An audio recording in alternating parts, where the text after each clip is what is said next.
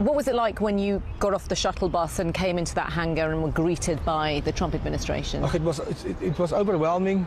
I didn't expect that, because I thought we're going to be in a shuttle bus, taken somewhere, and we will start working. All of us that is there, we know we're going to start here from the bottom, because we are the new people here.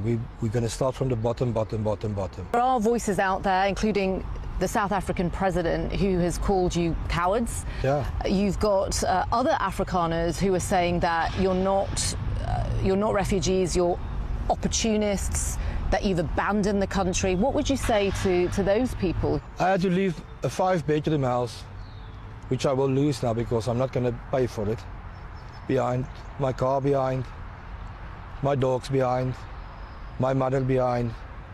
It is not, I didn't come here for fun, but... Guys, so as much as a lot of people usually criticize the BBC, I usually like the fact that they usually try to go ahead of their game in how they do things. So there's the first interview of these Afrikaners who have actually arrived at the US as refugees, and this interview is telling. It's really telling.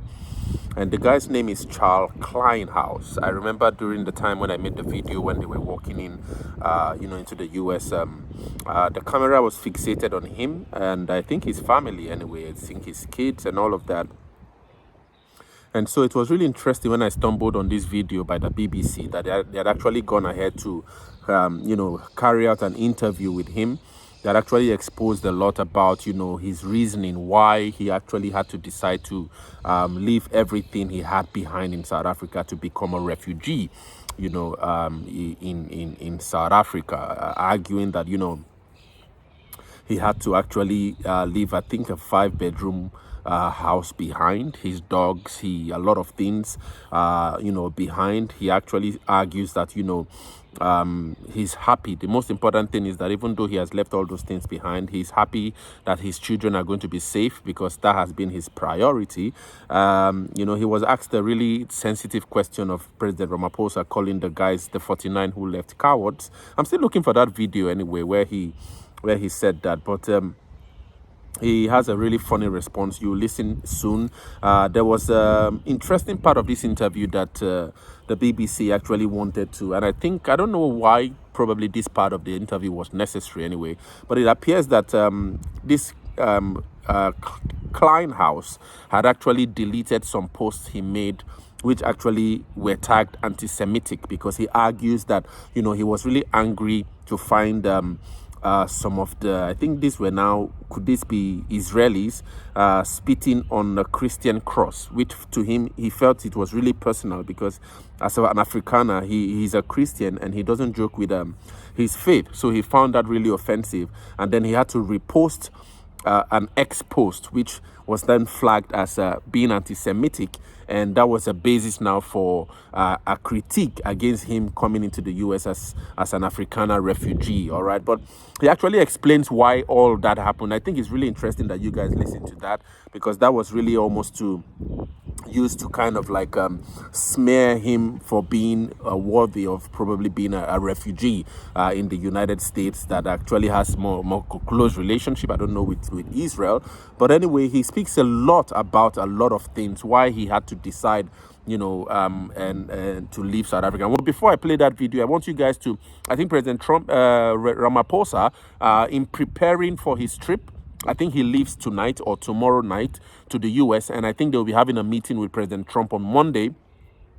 He has actually now addressed recently, this is the most recent address of what's going on in the country. And, I think this is a really important interview as well for you guys to hear President Ramaphosa describe his take on unemployment in South Africa, his take on the Afrikaners, who have actually left, because I was actually looking for the video where he actually called them a coward, but I'm still looking for it. But anyway, now he gives a perspective on how he's articulating what's really going on in preparation to meet Donald Trump. And bro, I'm really scared. I won't lie to you guys. I'm scared for that meeting, because in the words of one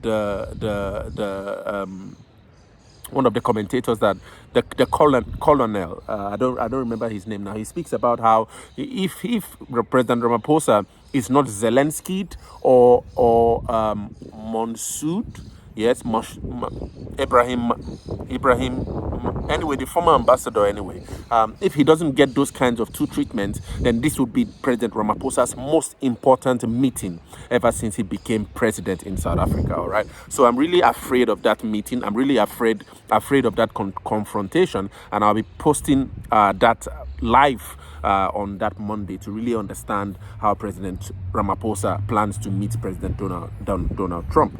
But anyway, let's quickly listen to President Ramaphosa break down how he's articulating recently. This is the most recent interview now. How he's articulating the 49 farmers that have left South Africa, how he's articulating the high unemployment rate in South Africa going forward, and all. Conducting our discussions in a business-like manner, representing our country, the interests of our country. We've got a number of issues to discuss: trade issues, diplomatic issues, and relationship issues. So we are not going to be distracted by anything. We will just focus on what is important for our country. Trade, they have imposed tariffs on us, even though they've postponed them. We need to deal with that. We do quite a bit of trade with the United States. Our vehicles go there, our vegetables and our agricultural products go there.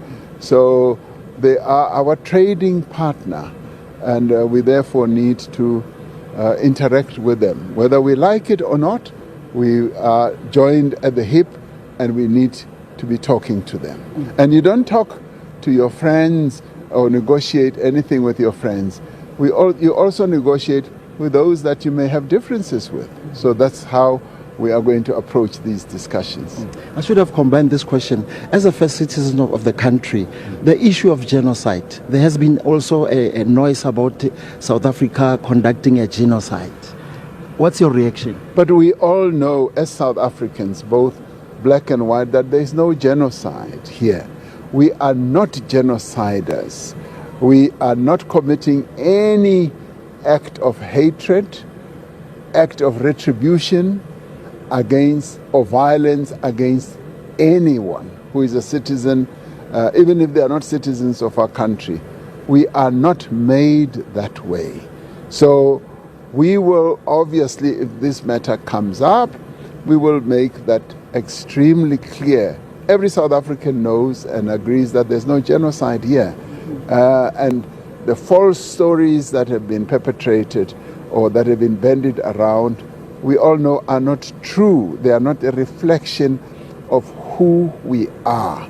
We are a peace-loving country, a country that is committed to transformation, to ensuring that the people of our country have a better life, and all of them for that matter, without distinguishing whether this one is black, this one is white. It's all South Africans, as set out in the Freedom Charter, as set out in our own constitution. So we are very clear about that. So we will be carrying forward a South African message, and we are very, very strong on that, and robust as well. My last question. The statistics, as I released the statistics during the week regarding unemployment, it's increasing, Mr. President. Are you not worried? I am continuously worried about the state of unemployment, and we are taking all steps and measures to grow our economy. We need to unleash the levers of our economy and attend to the constraints and the impediments that are keeping our economic growth down. Attend to the problems that are making it difficult for the private sector to create jobs, and also increase the level of public employment, because we are committed to doing that. We want young people to find jobs, and even those who are 35 and older to be able to find employment and to be employed. So unemployment is one of our overriding problems, and we are paying attention to it. You also touch base on the budget next week. Are we ready to get our budgets, to know what's going to happen? Yes, the budget is almost ready.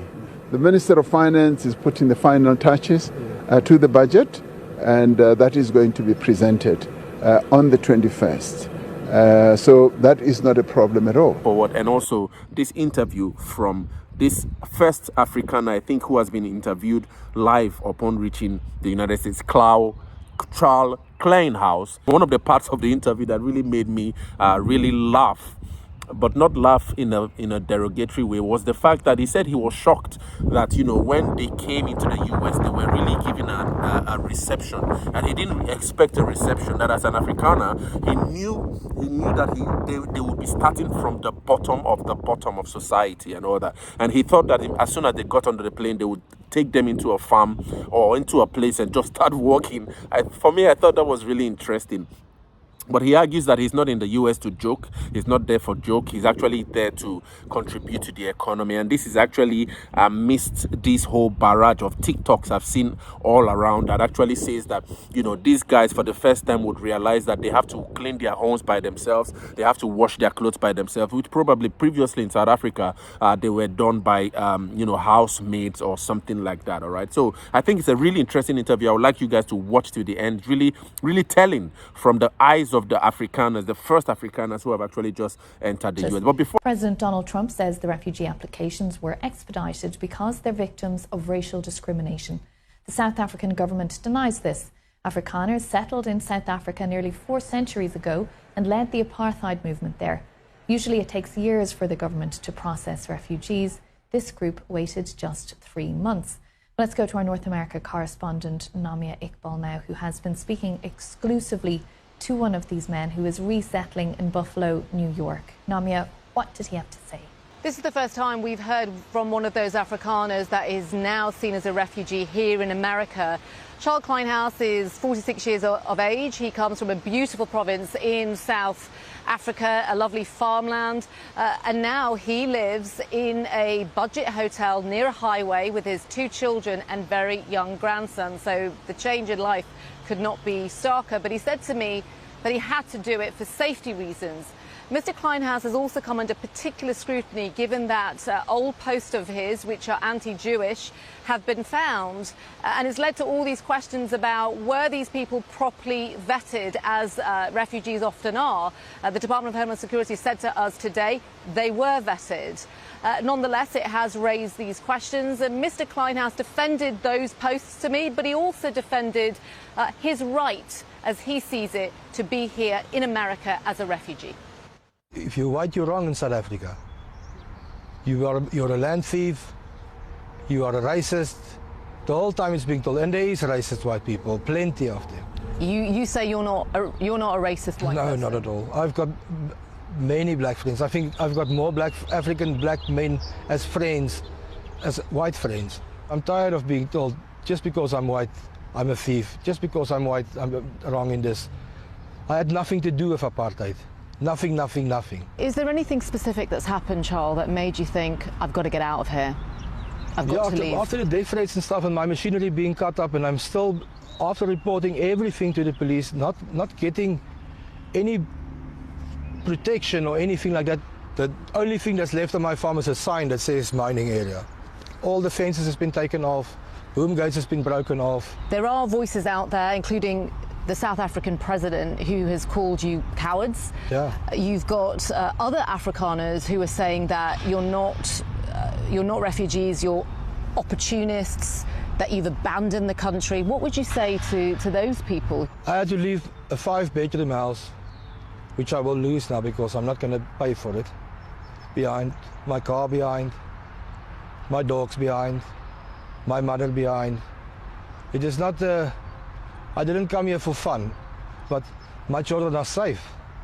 What was it like when you got off the shuttle bus and came into that hangar and were greeted by the Trump administration? It was overwhelming.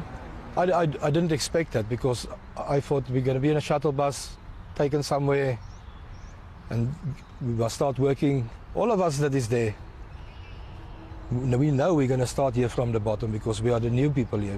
We're going to start from the bottom. Do you ever worry that you might be caught up in some big political game here? That you're a pawn somehow? Yeah, it's a scary thing, but people mustn't think we're just taking advantage of this. We're coming here to make a contribution to the country. Old tweets of yours have been dug up in which you appear to have made anti-Semitic comments, and so people are questioning, should you be here? What would you say to that? I would like them What would you like to I've clarify? deleted the comment, but I was actually thinking I should have not deleted it. If you can look where I commented on, it was Passover, the Orthodox Jews, and I'm Christian, were spitting and screaming and bumping Christians walking with the cross. For me as a Christian, that is not acceptable. In Israel, and I went and I said something on Twitter, which I copy and pasted from somebody else's page, because if you go read my post, you'll see it's not the way I write. So you had quoted someone else. I mean, the quotes. I copied and pasted it. The quotes were anti-Semitic. Yeah. They said Jews are dangerous people. They're untrustworthy. They're not God's chosen because I was people. super angry. So you did it out of anger. Yeah, and I was in hospital at that point of time. I was on morphine. But that's not an excuse. I'm not trying to make an excuse. Do they?